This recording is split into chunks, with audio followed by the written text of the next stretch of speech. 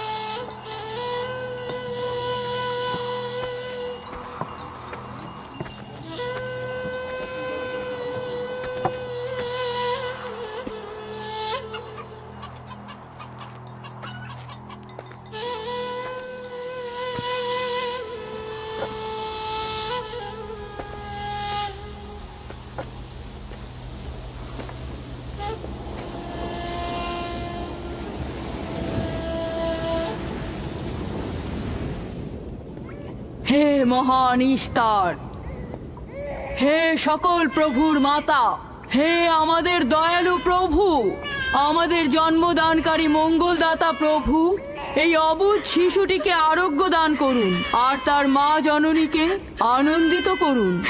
এই অবুঝ শিশুর মাতা প্রতিজ্ঞা করেছে প্রভু, তোমার দরবারে সে মূল্যবান হাদিয়া প্রদান করবে।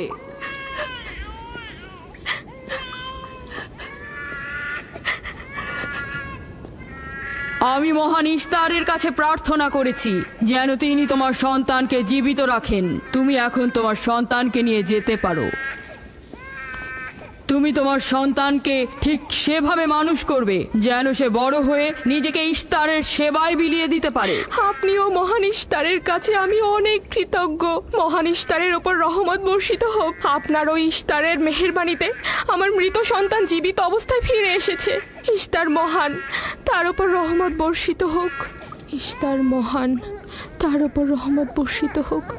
মহান ইস্তার, তার ওপর রহমত বর্ষিত হোক। ইস্তার মহান, ইস্তার মহান, তার ওপর রহমত বর্ষিত। এই বাচ্চাটির মতো আমাদের সন্তানও নিশ্চয়ই সেরে উঠবে, তাই না? ইস্তার খোদা দয়ালু ও শক্তিশালী, তিনি নিশ্চয়ই আমাদের বাচ্চাকে সাফা দেবেন। হ্যাঁ, আমারও তাই মনে হয়। চলো যাই। তোমাদের এ কি হলো? তোমরা তো নিজেরাই ফেরেশতার সেজদা পেয়েছো, আর এখন কিনা নিজেরাই নিজেদের সেজদা করছো।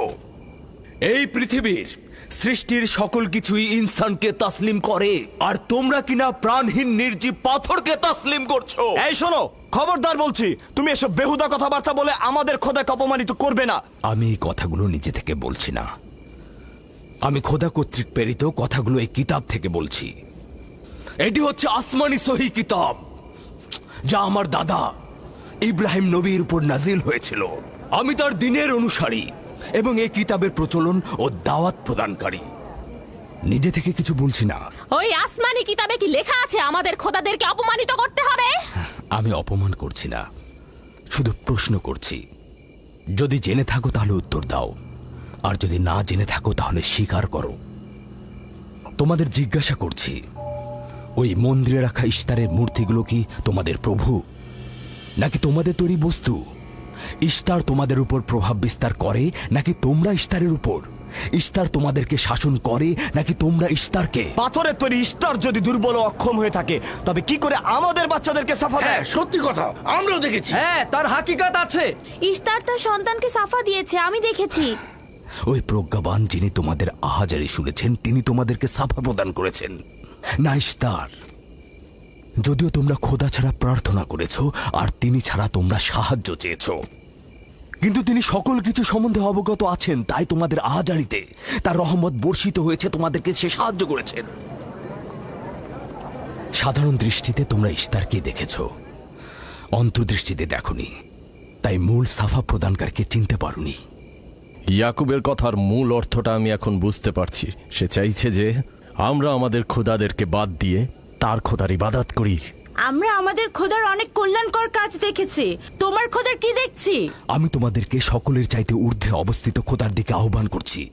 তিনি সৃষ্টির সকল কিছুর চাইতে ঊর্ধ্বে। তাই নাকি? কি করে বুঝবো তোমার খোদা অন্যান্য সকল খোদার চাইতে ঊর্ধ্বে? তুমি আর তোমার খোদা ও ইস্তারের মন্দিরের ধর্মযাজকের মতো স্বর্ণরৌপ্য লুটে নিতে চাইছো না, তা কি করে বিশ্বাস করব? আমার বাস্তব অবস্থা হচ্ছে আমি গভর্নর লাবানের নিয়োজিত রাখাল। আমার কোনো কিছুই নেই, আর কোনো কিছুর জন্য আমি কারো কাছে প্রতিদানও চাইনি। তোমরা কি আমাকে আমার কাজ অন্বেষণ আর রাখালি করা ছাড়া আর কিছু করতে দেখেছো? দেখেনি জন্য কি এখন আমাদের দেখতে হবে? তুমি হয়তো সুযোগের অভাবে ভালো আছো, নয়তো তুমিও কোনো অংশে কম যেতে না। তোমরা সবাই একই রকম। ধর্মকে তোমরা মুখোশ বানিয়ে নিজেদের আখের গুছিয়ে নাও, সহজ সরল মানুষদের ঠকিয়ে তাদের সম্পদের রাজা হও। তোমার কষ্ট বুঝতে পারছি। তোমার সন্তান মৃত্যুর কোলে ঢলে পড়েছে, অথচ কেউ তাকে সাহায্য করতে এগিয়ে আসেনি। না ইস্তার জাদুকর, না ওই মন্দিরের খোদা ইস্তার। তাই সকল খোদাকে দোষারোপ করার অধিকার হয়তো তোমার আছে। মন্দিরের অক্ষম ইস্তারের সঙ্গে আমার কোনো কাজ নেই। আমার কথা তোমার না দেখা প্রভুর সঙ্গে। আমরা অনেক ধৈর্য ধরেছি আর অনেক কষ্টও করেছি। এখন আর কোনো নতুন খোদাদের ধৈর্য ধরার মতো অবস্থা আমাদের নেই। আমাদের ধর্মযাজক আসছে, ফারাজ তার কথার শাস্তি পাবে। পালাও ফারিস, তুমি পালাও। ওইদিকে পালিয়েছে। ওইদিকে যাও, ওকে বন্দি করে নিয়ে এসো। দেখো যেন পালিয়ে না যায়। ওকে ছেড়ে দিন, যে ওকে করে মাফ হোক ওকে দিন, ধরে নিয়ে ওকে ফিরবে। ছেড়ে দিন, ওকে মাফ করে দিন।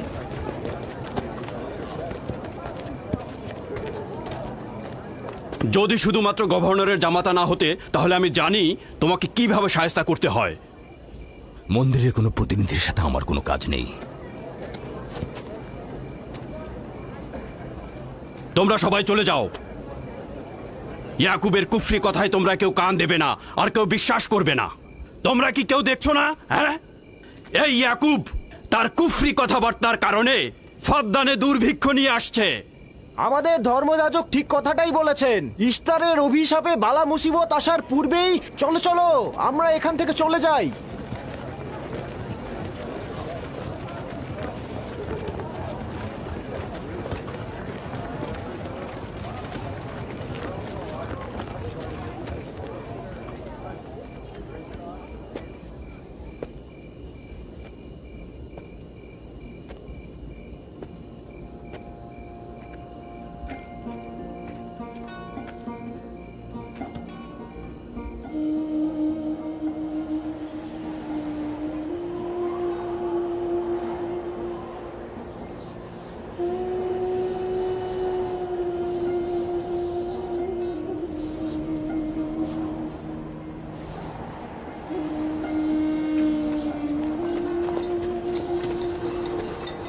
যদি খুব শীঘ্রই বৃষ্টিপাত না হয়, তাহলে ফাদ্দানবাসীর সকল ফসল নষ্ট হয়ে যাবে। আশা করছি মহান খোদা অতি দ্রুতই বৃষ্টিপাত প্রদান করবেন। ওখানে কি হচ্ছে বাবা? এটা ফাদ্দানবাসীর প্রাচীন রীতিনীতি। এখানে ইস্তার নিয়ে কেউ কটু কথা বললে তাকে আগুনে নিক্ষেপ করে হত্যা করা হয়। বিচার করা হয় না সে সত্য বলেছে কিনা। ছেড়ে দাও, ছেড়ে দাও আমাকে বলছি, ছেড়ে দাও আমাকে, ছাড়ো বলছি। হে মহান ছেড়ে দাও। ধর্মগুরু, ওকে মাফ করে দাও, আমাদের উপর রহম করো। আমাকে ছাড়ো, ছাড়ো। আমার কি দোষ? আমি তো কিছু করি নাই। আমি কি বলেছি তোমাদের?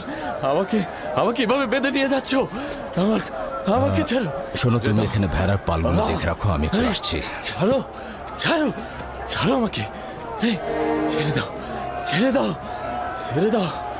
এই, তোমরা তোমরা নির্মমতা করছো, তোমরা আমার উপর নির্মমতা করছো। আমাদের রহম করো। ছেড়ে দাও, ছেড়ে দাও। এই, আমার কি দোষ? আমার কি দোষ? আমাকে ছাড়ো, ছেড়ে দাও। এই, তোমরা আমার উপর অবিচার করছো। ওই যে দেখো, ইয়াকুব কি রাখাল, করছো? গভর্নর লাবানের জামাতা। এটা ঠিক করছো না। আমাদের উপর দয়া করুন, আমাদের উপর রহম করুন। কাফের শাস্তি একটাই। ফাদ্দানবাসী, তোমরা যে এখানে রাখো, তোমরা অবশ্যই শাস্তি পাওয়া উচিত। একদম ঠিক না, আমার উপর অবিচার হচ্ছে। আমি কিন্তু আমাকে এভাবে অমানবিক ভাবে পোড়ানো হচ্ছে। এটা তোমরা সহ্য করো না, তোমরা জেগে ওঠো। আমাকে বাঁচাও, বাঁচাও ফাদ্দানবাসী, আমাকে বাঁচাও ফাদ্দানবাসী। আমি বলছি আমি কোনো অন্যায় করিনি। অভিযুক্ত ফারাজ ইস্তারের শত্রু ও পাথর দিয়ে ইস্তারকে আক্রমণ করতে চেয়েছে এবং আমাদের খোদাকে অসমর্থ ও নালায়েক বলে আখ্যায়িত করেছে। ফদ্দান শহরের প্রাচীন রীতিনীতি অনুযায়ী যে আমাদের খোদা ইস্তারকে অবমাননা করবে তাকে অবশ্যই আগুনে নিক্ষেপ করে হত্যা করা হবে। ফাদ্দানবাসী, তোমরা কি এরকম চুপ করে পাথরের মতো আমাকে দেখে যাবে? তোমরা কি কিছুই বলবে না? আমাকে এরকম অমানবিক ভাবে অত্যাচার করে পোড়াতে যাচ্ছে এই লোকজন। তোমরা কি কিছু বেচারা ফারাজ। তোমরা কি নিশ্চুপ হয়ে সারা জীবন দেখে যাবে? ফাদ্দানবাসী, রক্ষা করো আমাকে, কেউ তো এগো। একদিন আমার মতো তোমাদের কেউ এভাবে পুড়িয়ে ফেলবে ওরা। তোমরা চুপ করে থেকো না, তোমরা এভাবে আমাকে মেরো না, আমার প্রাণ ভিক্ষা দাও, আমাকে এভাবে মেরো না। বেহুদা কান্নাকাটি করো না, হয়তো রক্তের মূল্য পরিশোধ করো, নয়তো আগুনে পুড়বার জন্য প্রস্তুত হও। তাকে আগুনে ফেলো না, এভাবে পুড়িয়ে মেরো না, আমাকে প্রাণ ভিক্ষা দাও, ওকে ছেড়ে দাও। হে ফাদ্দানের জনগণ, আমাকে মেরো না। আমি একটা কথা জানতে চাই, তার রক্তের মূল্য কত? মূল্য কি তুমি পরিশোধ করবে? না, ও নিজেই তো ইস্তারের শত্রু।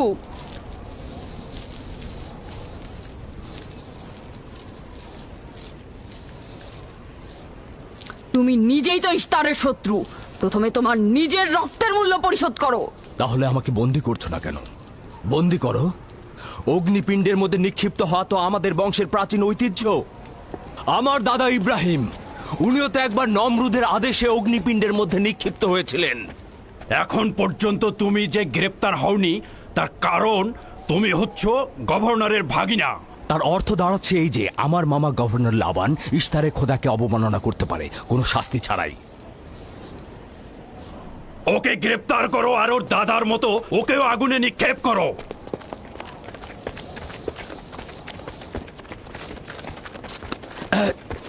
ছেড়ে দাও, আমার প্রশ্নের উত্তর দাও, ছেড়ে দাও আমাকে। এই, এখানে কি হচ্ছে এসব?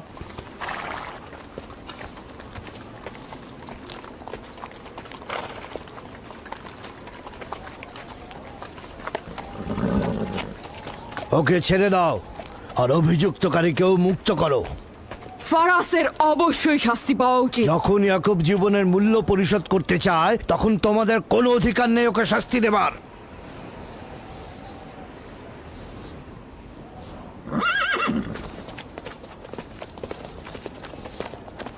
তাকে মুক্ত করে দিন।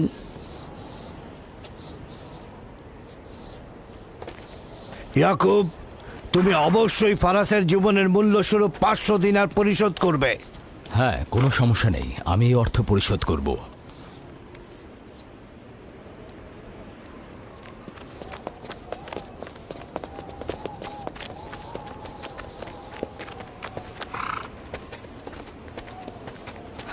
খোদা তাআলা আমার দয়ালু মামাকে হেফাজত করুক। ইয়াকুব, আমি তোমাকে কতক্ষণ এরকম বিপদ থেকে বাঁচাতে চোখে চোখে রাখবো?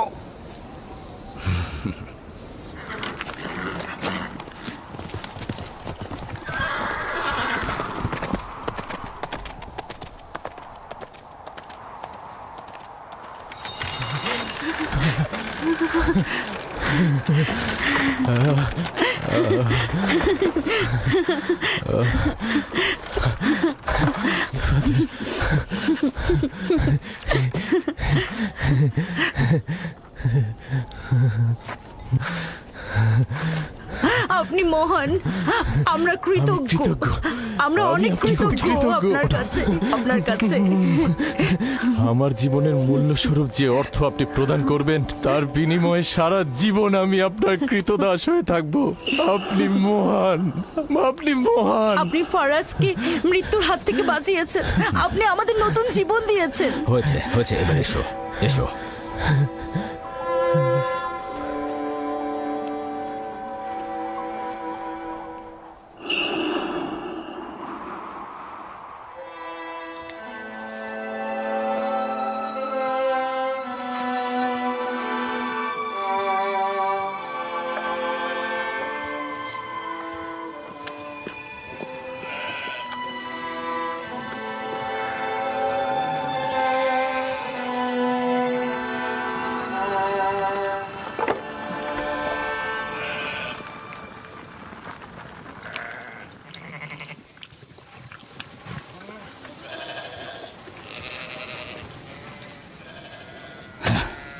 লোকটি আসলেই খুব ভালো, আসার পর থেকে শুধু কাজই করে যাচ্ছে। হ্যাঁ, বছরের পর বছর ইস্তার, ফাদ্দান ও ব্যাবলের লোকজনকে অন্যায়ভাবে কোরবানি দিয়ে আসছে। আজ তোমার পিতার জন্য আমি ও ফারাজ বেঁচে গেছি। আপনি ওর জীবন বাঁচিয়েছেন বলেই ও ইস্তার পূজা ছেড়ে এক খোদার ইবাদতে মশগুল হয়েছে। হ্যাঁ, তা হয়েছে রাহেলা। আসলে যখন সে মৃত্যুর হাত থেকে রক্ষা পেয়েছে তখনই এক খোদায় বিশ্বাস এনেছে। আমাদের মুসাফির কখন পৌঁছবে? খুব শীঘ্রই হে খোদার নবী, বেশি দিন বাকি নেই। বছরের পর বছর তোমার সন্তানের প্রতীক্ষায় রয়েছি। যদি খোদা চায় তো খুব শীঘ্রই এই প্রতীক্ষার অবসান ঘটবে।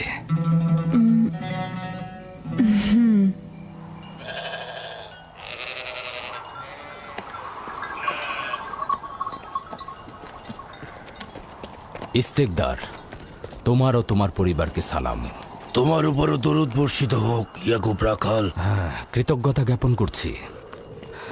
মন্দিরে ইস্তারের জন্য খোরমা হাদিয়ে নিয়ে যাচ্ছ? প্রভুদেরকে তো অবশ্যই খুশি করতে হবে, তা না হলে তো এবছর বৃষ্টিপাত হবে না, তাই না? আমার কিন্তু মনে হয় মন্দিরের ইস্তারে চাইতে তোমাদের বেশি দরকার ওই খোরমা। তোমার কাজ হচ্ছে আমাদের খোদাকে অপমানিত করে আমাদেরকে রাগান্বিত করা, তাই তো? তোমরা কি নিশ্চিত যে ইস্তারের মন্দিরের ওই পাথরের মূর্তিগুলো সত্যিকার অর্থে বৃষ্টি বর্ষিত করতে পারবে? তোমার এসব কুফুরি কথাবার্তার কারণেই আমাদের মন্দিরের খোদা নাখোশ হয়েছে, আর এই কারণেই ফাদ্দানের আকাশে আজ মেঘ নেই। এই ইয়াকুব, ইস্তারের অবমাননা থেকে তুমি নিজেকে রক্ষা করো। চলে এসো, চলে এসো।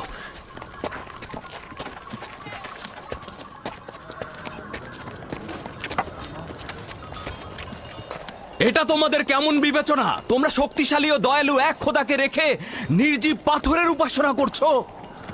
কেন তোমরা বিষাদগ্রস্ত জমিনে নিজেদের আত্মাকে এক খোদার ইমানের নূরে আলোকিত করছো না?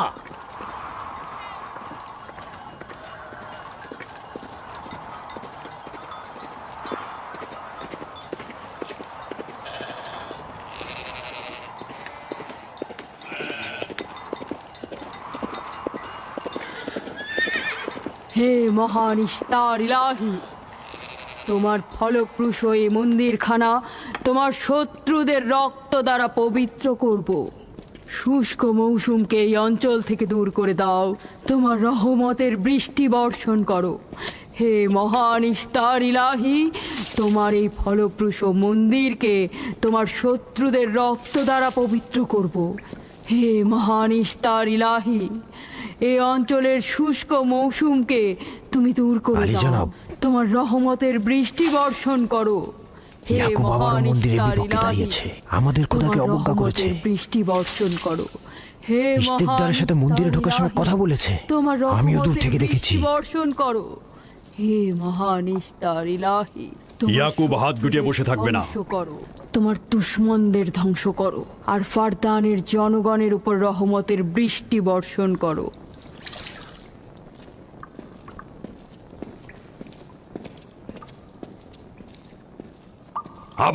ইয়াকুব শুরু করেছে। আশা করছি ওর উপর এবার খোদার লানত বর্ষিত হবে। এখন আমাদের কি করা উচিত? লাবানকে এখানে ডাকো, তার সাথেই সমাধান করব। যত তাড়াতাড়ি সম্ভব লাবানকে আমন্ত্রণ করো।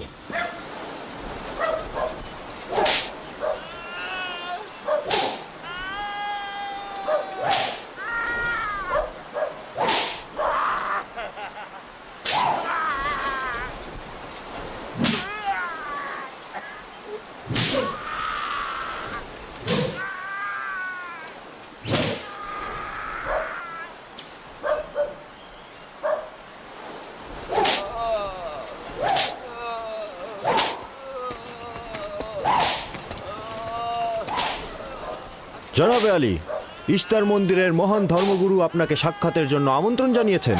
গুরুত্বপূর্ণ কিছু? হ্যাঁ জনাবে আলী। হ্যাঁ, এবার বন্ধ করো।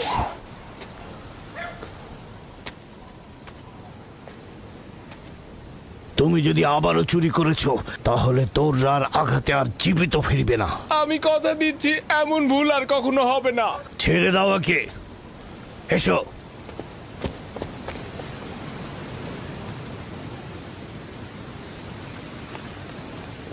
প্রকৃতপক্ষে বিষয়টা আসলে আপনার জামাতা ইয়াকুবকে নিয়ে। ইয়াকুবের আমলনামা তার নিজের সঙ্গে সম্পৃক্ত।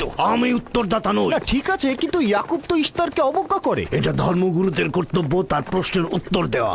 আর যদি উত্তর দিতে সক্ষম না হও তাহলে কেন আমার শরণাপন্ন হও?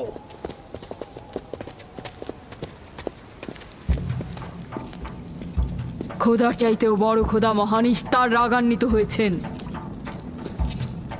আমি দুর্ভিক্ষ দেখতে পাচ্ছি, যা ফারদানের জনগণের জন্য শুষ্ক মৌসুম আর মৃত্যুর কারণ হতে যাচ্ছে। জনাবে আলী, আমি তার আপনি একটু মধ্যে অপেক্ষা করুন, আমি শোকার্ত ধর্মগুরুকে অবস্থা খবর দেখতে দিচ্ছি।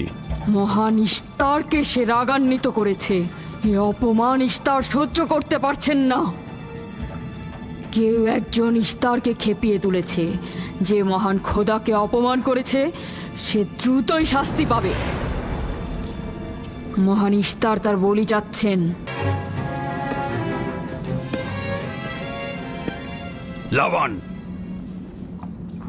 কেন তোমার ভাগিনে ইয়াকুবের কুফরি বন্ধ করছো না? তোমরা তো ব্যাবিলনের জনগণের ইমানের মালিক। তার প্রশ্নের জবাব দিয়ে দাও। আমি তো গভর্নর, ধর্মগুরু নই। কিন্তু সে তোমার ভাগিনা এবং তোমার কন্যাদের স্বামী। আমি ফারদানের শান্তি আর নিরাপত্তায় নিয়োজিত। আমার ভাগিনার কার্যাবলী দেখার জন্য নয়।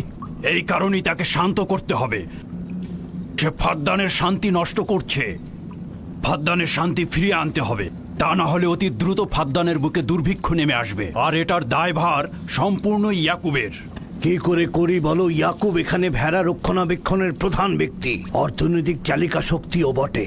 আর ও কিনা হয়ে গেল এখানকার বদখদের প্রধান কারণ। হ্যাঁ, কারণ ও এখনো ইস্তারের কুফরি করেই যাচ্ছে। ইয়াকুব তো ব্যাবিলনের খোদাদের উপর ঈমান আনেনি, কিন্তু তারা তো কিছু বলেনি। ব্যাবিলনের খোদাদের প্রতি ঈমান না আনলেও তাদেরকে কখনো অবজ্ঞা করে কথা বলেনি। কিন্তু এখানে তো সে মহান ইস্তারকে অবমাননা করেই চলেছে। তুমি অবশ্যই তাকে শান্ত করবে। অবমাননা করে? অবশ্যই করে।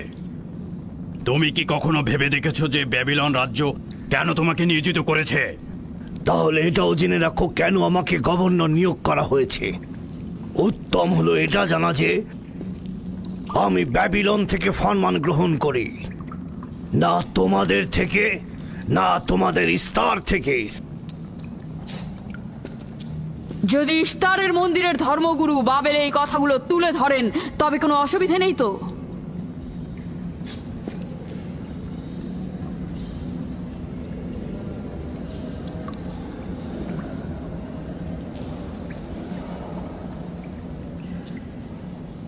ঠিক আছে, আমি ইয়াকুবের সঙ্গে কথা বলছি। ইয়াকুবকে বলে দেবেন, আর কখনো যদি আমার পরিবারের সাথে ইস্তার নিয়ে কোনো কটু কথা বলে তাহলে তাকে আগুনে নিক্ষেপ করা হবে।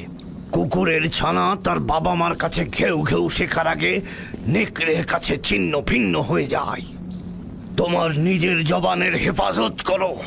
এবারের মতো ক্ষমা করে দিচ্ছি, পরের বার কিন্তু করব না।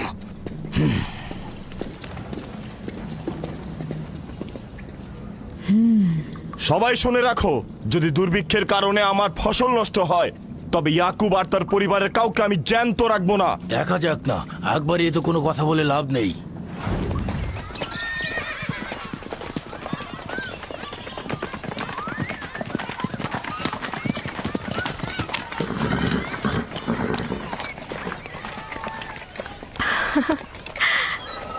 আব্বাজান এসেছেন।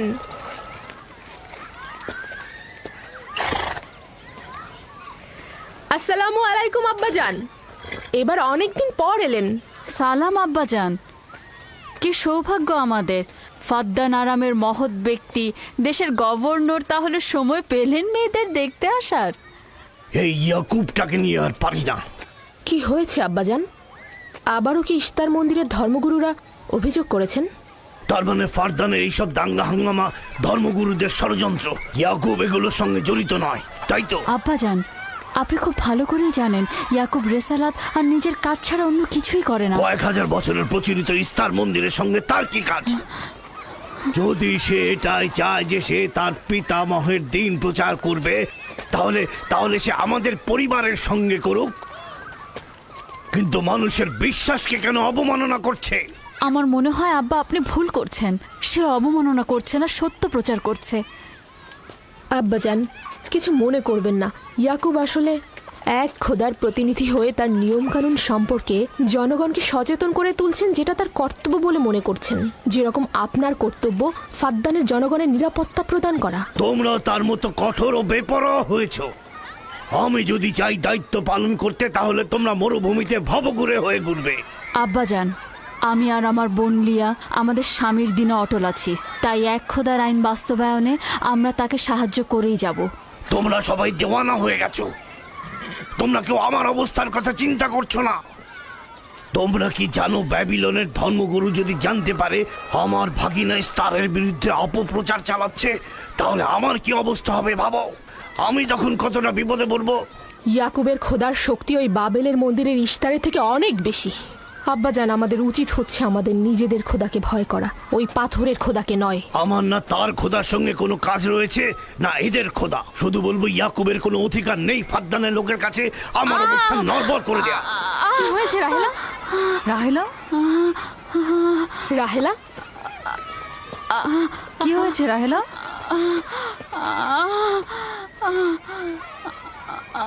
রাহেলা, রাহেলা, কি হলো তোমার? এমন করছো কেন? আলহামদুলিল্লাহ, মনে হয় সময় হয়ে গেছে। যাও, ধাত্রীকে খবর পাঠাও। আচ্ছা আচ্ছা, যাও, চলো আমরা সবাই মিলে ওকে ঘরে নিয়ে যাই। হ্যাঁ চলো চলো, চলো ঘরে নিয়ে যাই ওকে। আস্তে আস্তে পলাশ, বলুন জনাব। যাও তুমি মরুভূমিতে যাও, ইয়াকুবকে বলো এখনই যেন চলে আসে। খুবই দ্রুত যাও। জি আচ্ছা। আমার ঘোড়াটা নিয়ে যাও।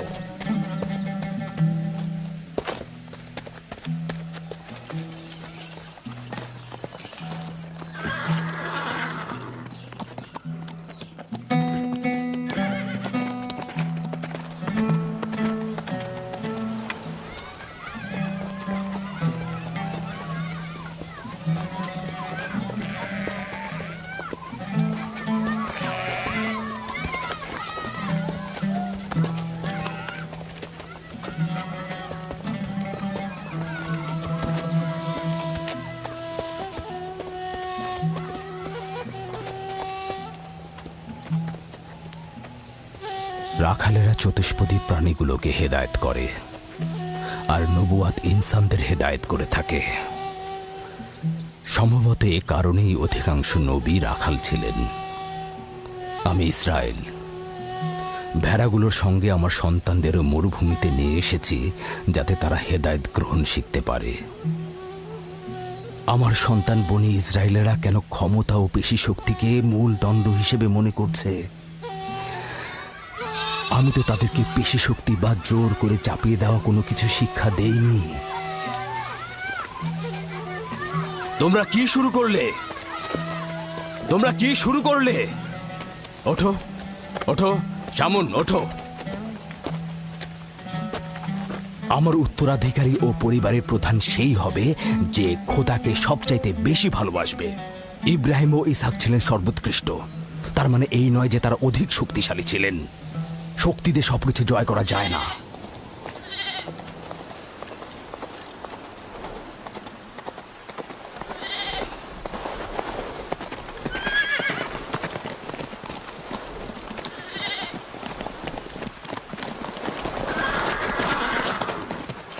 কি হয়েছে ফারাজ?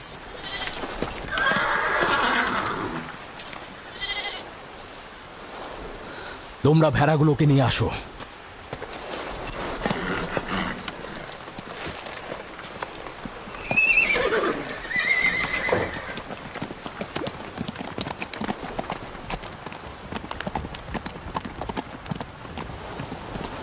কিছু কি হয়েছে? আব্বাজান কোথায় গেলেন? কিছুই না, ভেড়াগুলোকে একত্রিত করো, আমরা ফিরে যাব।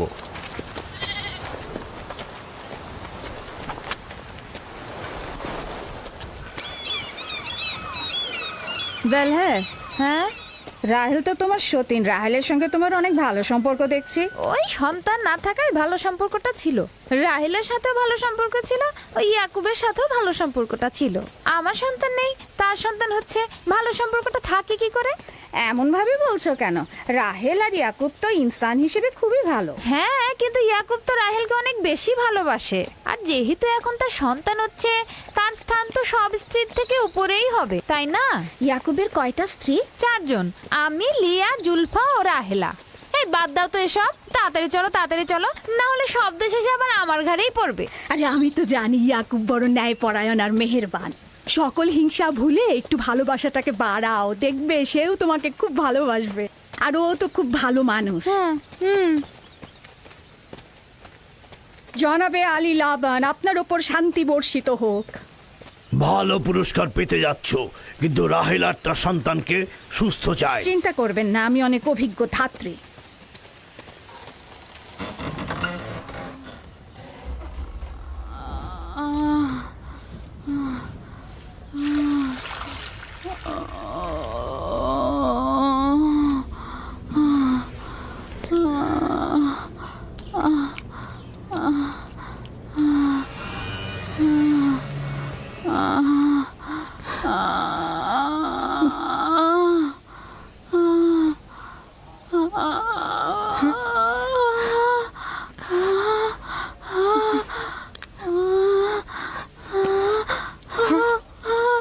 চিন্তা করো না, সব ঠিক হয়ে যাবে, খোদা মহান।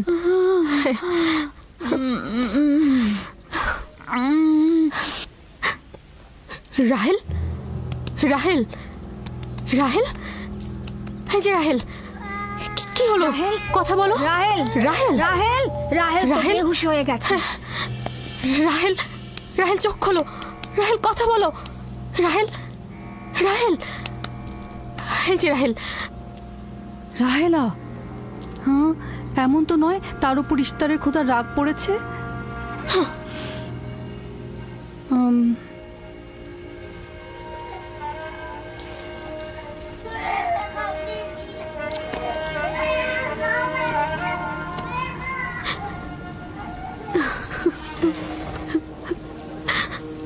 ওকে রাখো।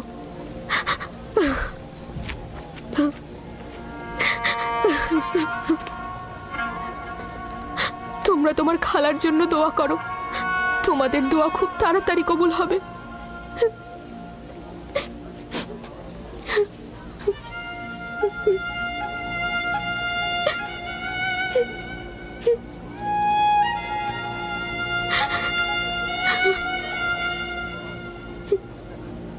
তোমরা কাজ করছো না কেন?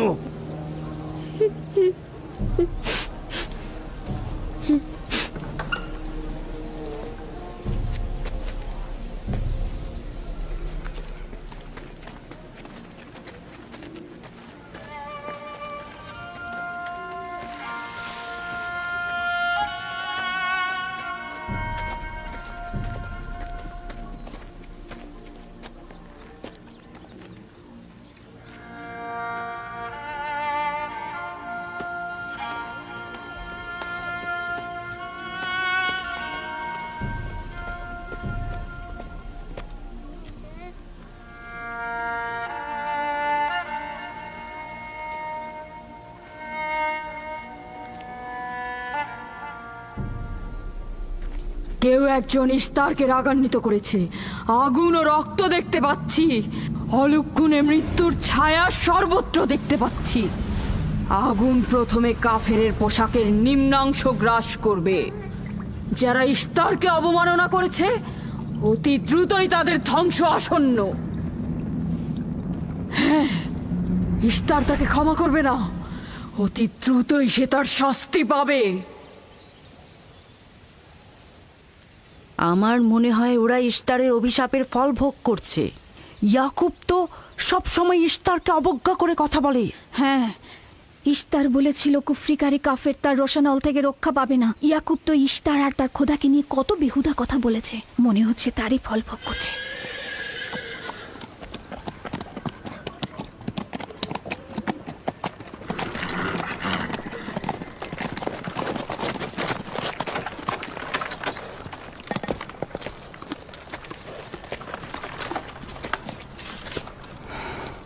রাহেলের অবস্থা কেমন?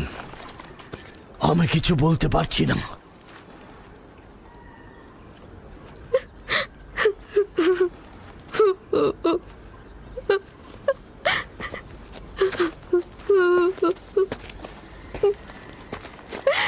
কিছু একটা করুন, রাহেলের অবস্থা খুবই খারাপ।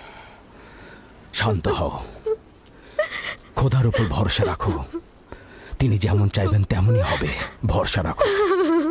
মানুষজন সব বলা বলি করছে, ইশতারের অভিশাপে আমরা এই বিপদে পড়েছি।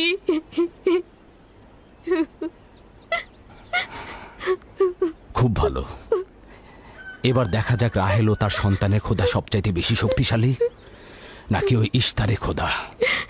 খোদা রহম করো। তোমরা রাহেলের দিকে লক্ষ্য রেখো, আমি একটু আসছি। কোথায় যাচ্ছেন? আমাদের এই অবস্থায় ফেলে যাবেন না। শান্ত থাকো, আমার একাকিত্বের প্রয়োজন। তুমি খোদার সঙ্গে যা করার করো, আমি হাত পা গুটিয়ে বসে থাকতে পারবো না। আমি অবশ্যই হেকিমি চিকিৎসার ব্যবস্থা করব। আমি চিকিৎসকের নিকটে যাচ্ছি, প্রকৃত চিকিৎসক।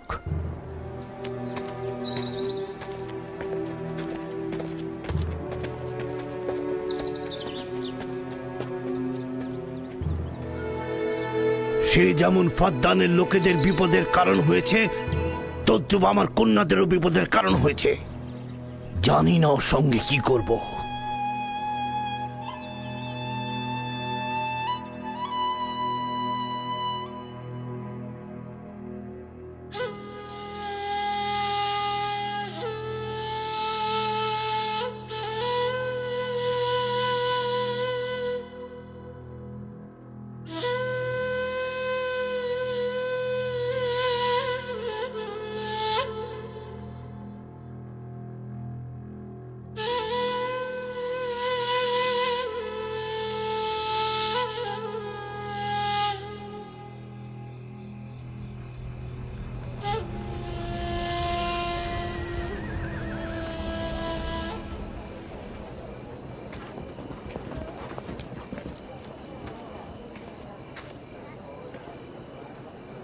কেন যে ইশতার মাতাকে ডেকে আনছে না, সে তো সবচেয়ে বড় ধাত্রী। হ্যাঁ, তারা বলছি। জনাব লাবান, ইশতারের কাছে লোক পাঠান। ধাত্রী হিসেবে সে কিন্তু সবচাইতে ভালো।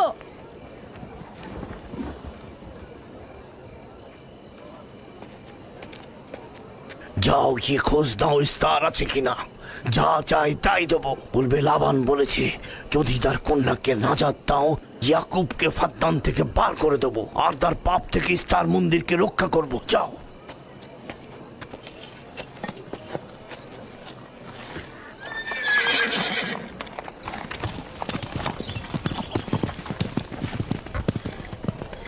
ইয়াকুব ইশতারের খোদাকে অপমান করেছে। ইশতারকে অপমাননা করার শাস্তি এইরকমই হয়। তোমাদের চেঁচামেচি বন্ধ করো।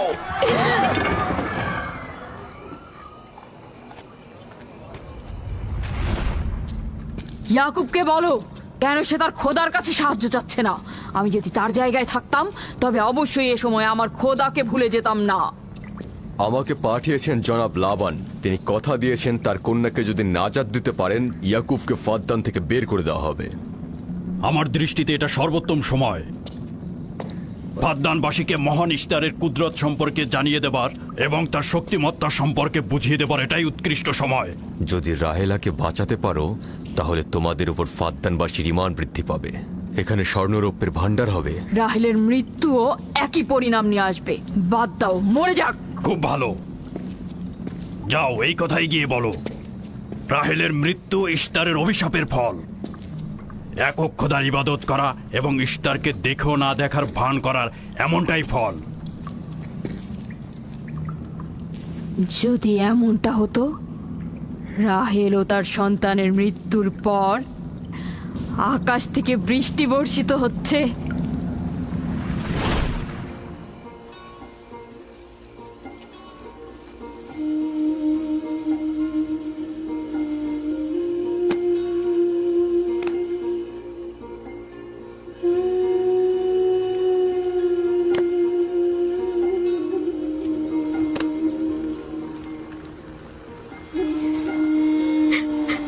রাহেল, রাহেলা, রাহেলা, তুমি শুনতে পাচ্ছ? এই যে, রাহেল, কি করছো এসব? আরে ধোঁয়া দিয়ে জ্ঞান ফেরাতে হবে, তাহলে মা বাচ্চা মারা পড়বে।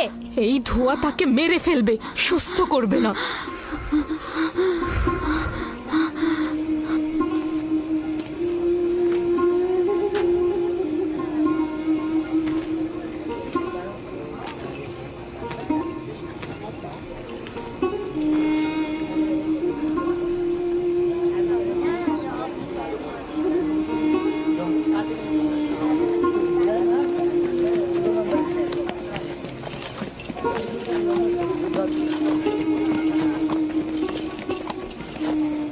ইশতার মাতা আসছেন। দেখা যাক এবার কার খোদা বিজয়ী হয়, ইয়াকুবের খোদা নাকি মন্দিরের খোদা। আরে পরিষ্কার বোঝা যাচ্ছে বিজয়ী হবে ইশতার।